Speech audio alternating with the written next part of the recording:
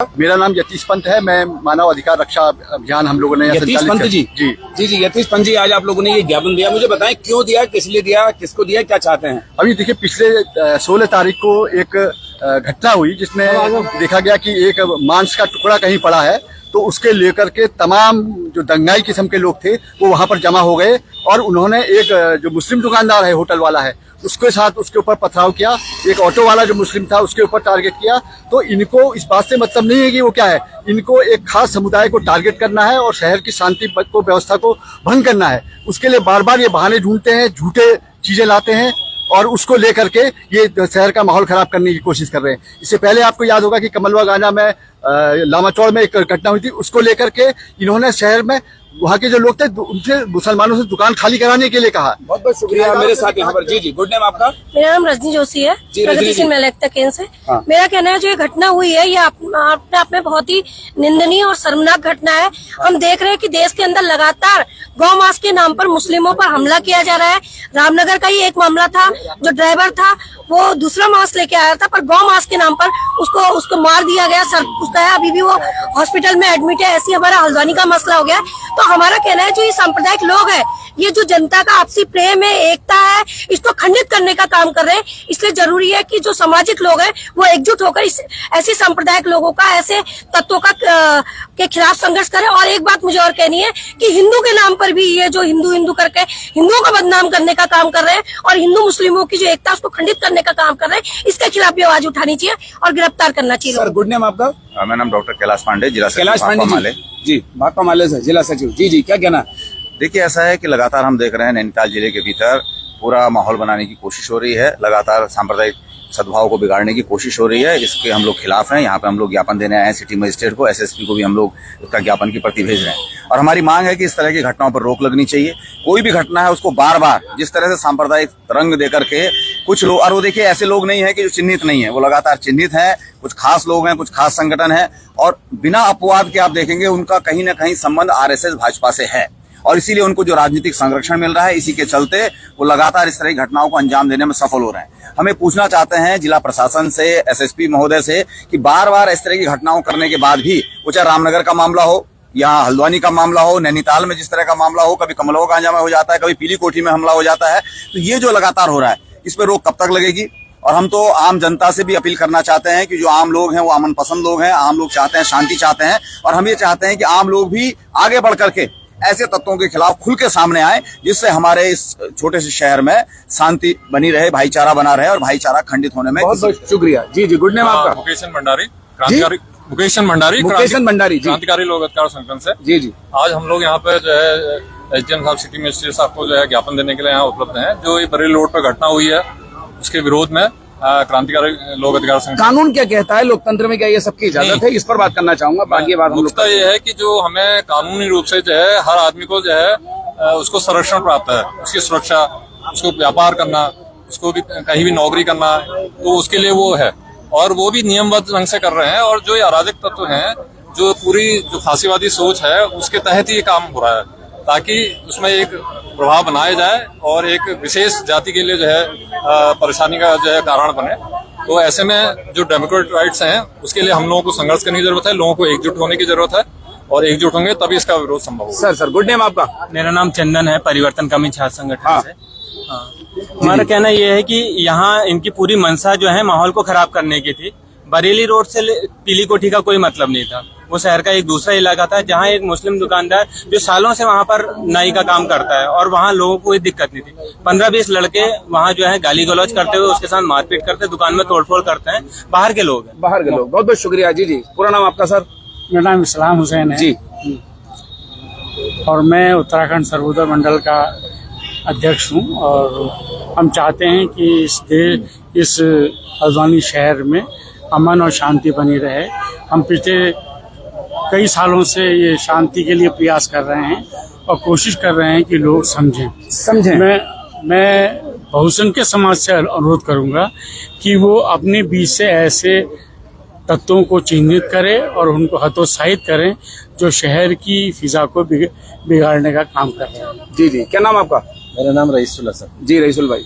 जी मैं जो ये हम सब लोग आए हैं सिर्फ इसलिए आए, जिस तरीके से परसों की घटना थी ठीक है, कोई बात नहीं थी। एक गाय भी आई, उसमें बच्चा मरा पैदा किया, छोटा सा बच्चा था, आधा कुत्ते ने वहाँ खा लिया, आधा उठाकर वहाँ लिया है। कुछ लोग चिन्हित हैं जो सब लोग बोल रखे हैं जो वो शहर का, जिले का, प्रदेश का माहौल बिगाड़ना चाहते हैं। बड़े ऊपर के लोगों के उनके ऊपर हाथ हैं। लेकिन देखिए जैसे हल्द्वानी में होली ग्राउंड में हुआ, एक मजदूर से नुकसान हुआ और उन्होंने वहाँ भी हिंदू मुस्लिम कर दिया। यहाँ पर गाय का बच्चा मरा पैदा हुआ, यहाँ भी हिंदू मुस्लिम कर दिया। 4 घंटे में प्रशासन ने वैसे खोल दिया, लेकिन जिस तरीके से इनके साथ होना चाहिए वो नहीं हो पा रहा। जिस पुलिस ने तो अपना काम किया, लाठीचार्ज भी हुआ, कानून व्यवस्था को भी दुरुस्त करने की कोशिश काम किया है, पुलिस ने काम किया है, बढ़िया किया है। लेकिन इन्हें जिस तरीके से हाईकोर्ट ने रामनगर के किया है, रामनगर में इन्होंने क्या किया, उसके बाद ऑन पेपर कागज मीट था उसमें क्या है। और यहाँ पर कुसुमखेड़ा में इधर कुछ ना कुछ दुकानें बंद कराते रहते हैं, जहाँ तक कि कल भी दुकान बंद कराई, कल भी दुकान बंद कराई। जी जी, क्या नाम है आपका? नफीस चौधरी। हाँ, ये बड़ा दुर्भाग्यपूर्ण है जो घटना हमारी परसों यहाँ पर हुई थी। तब के ये चाहिए, अगर मान लो कोई भी घटना कहीं पर घटती है तो उसमें जांच का मौका पुलिस प्रशासन को देना चाहिए। जिस तरीके से ये कुछ चंद लोग माहौल खराब कर रहे हैं हमारे उत्तराखंड का। पुलिस ने अपना काम किया, मुकदमे भी लिखे गए हैं। पुलिस ने काम किया है, अच्छी बात है, मगर अभी तक उसमें कोई भी नाम दर्ज रिपोर्ट नहीं है किसी के नाम भी। अज्ञात लोगों में नाम दे रखा है, अज्ञात लोगों के नाम है। तो हमारा प्रशासन का अच्छा काम रहा, पुलिस प्रशासन ने, हमारे सीओ साहब ने बड़ी अच्छी तरीके से हैंडल किया है। मगर यह है कि कम से कम कोई भी दंगा करने से पहले एक चीज ये बताइए आप हमें कि कोई घटना अगर कहीं घटी, घटने के बाद में जैसे समर डिलेक्स पर हमला हुआ, कुछ गाड़ियों के शीशे फोड़े गए, वहां पर उनका क्या दोष था? उन पर क्यों अत्याचार हुआ, उनका नुकसान शुक्रिया। जी जी, मेरे साथ यहाँ पर कुछ और लोग भी हैं। जी जी, गुड नेम आपका? मेरा नाम मोहन मटियारी। जो आज पूरा जी मोहन भाई, पूरे देश के स्तर पर जो पूरा घटना घट रही है उसका वानगी हल्द्वानी में भी है। हल्द्वानी जो एक अमन पसंद शहर है उसको भी क्या करना चाहते हैं, एक आतंकित बनाना चाहते हैं। और ये किस तरीके के जो विचार हैं जो पूरे देश के स्तर पर फैल रहे हैं, तो उसका छोटे शहर में भी अभिव्यक्ति हो रही है। एक छोटी जो घटना होती है वो घटना का थोड़ा छानबीन करने के बजाय सीधे से उस पर दंगा करते हैं और तोड़फोड़ करते हैं, और जो अपराधी न होने के बाद उनको अपराधी घोषित करते हैं। तो सीधे सीधे यहाँ पर जो मेहनत का जनता पर हमला है, वहाँ जहाँ टेम्पो वालों पर हमला किया जाता है, वो छोटे दुकानदारों पर हमला किया जाता है, और जो होटलों पर हमला किया जाता है, ये उसकी अभिव्यक्ति है, उनकी मानसिकता को अभिव्यक्त करता है। बहुत बहुत शुक्रिया। जी जी जी जी, हाँ जी जी जी, गुड नेम आपका? मोहम्मद आसिफ अंसारी। जी जी, आसिफ भाई क्या कहना चाहेंगे? तो मैं कहना चाहूँगा हल्द्वानी एक ऐसा था, the gateway of India, gateway of Uttarakhand. It is the place of peace. यहाँ पे मैं 20 साल पहले हल्द्वानी से दिल्ली छोड़ के गया था। एक अच्छी एक छवि थी हल्द्वानी की, जो कि मैं देख रहा हूँ बहुत ज़्यादा हल्द्वानी की छवि खराब हो चुकी है। पहले जो था उत्तराखंड को बहुत अच्छा लोग मानते थे। छवि अभी भी बढ़िया है, देखो सारे वर्गों के लोग यहाँ खड़े हैं। छवि है, अच्छी है, लेकिन छवि के साथ साथ मैं देख रहा हूँ अभी भी लेकर के अंदर एक दर्द है, एक दुख है, जो कि नहीं होना चाहिए। बहुत सारे लोग जो हमारे बाहर से आते हैं उसके लिए हमारा बहुत हल्द्वानी के लिए बड़ा, अभी देख रहा हूँ कि इससे पहले हमारे अहमती नंदन बहुगुणा, केसी पंत जी, नंदत तिवारी, जिन्होंने हमारे देश का नाम रोशन करा, उत्तराखंड का नाम रोशन किया है। अभी जो हमारी ये लीडरशिप आई है, ये लीडरशिप के अंदर आके देख रहे हैं कि उत्तराखंड के लिए एक दाग, एक धब्बा जैसा लगा है।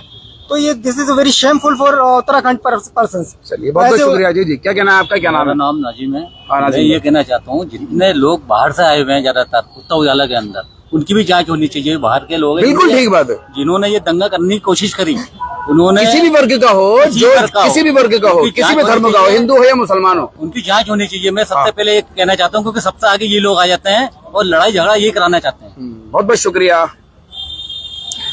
साथियों, यहाँ पर अभी कई संगठनों के लोग यहाँ पर थे, यहाँ पर हैं, और वो अपनी अपनी बात कह रहे हैं। देखिए, मैं आपको बता दूं, हल्द्वानी में जिनके बाप दादा पैदा हुए साथियों, वो इस मिट्टी से बड़ा प्यार करते हैं। मेरे बाप दादा इसी हल्द्वानी की कब्रिस्तान में दफन हैं। जी हाँ, मेरे बाप दादा, मेरे और भी दादा। यानी कि जो मेरा अपने से कहने का मतलब मेरा ये है कि जो हल्द्वानी के मूल लोग हैं वो बहुत प्यार करते हैं इस शहर से। लेकिन हल्द्वानी ने एक माँ की तरह जिनको पनाह दी है, वो चाहे किसी भी धर्म के हों साथियों, बेशक वो अपनी मिट्टी को प्यार करते हैं जहां आदमी पैदा होता है। लेकिन हल्द्वानी में कुछ वक्त से ऐसा देखा जा रहा है कि जहां पर इस तरह की चीजें सामने आ रही हैं। बेशक साथियों, जहां आदमी को रोजगार मिलता है वो भी माँ होती है, वो भी तो पिता होता है।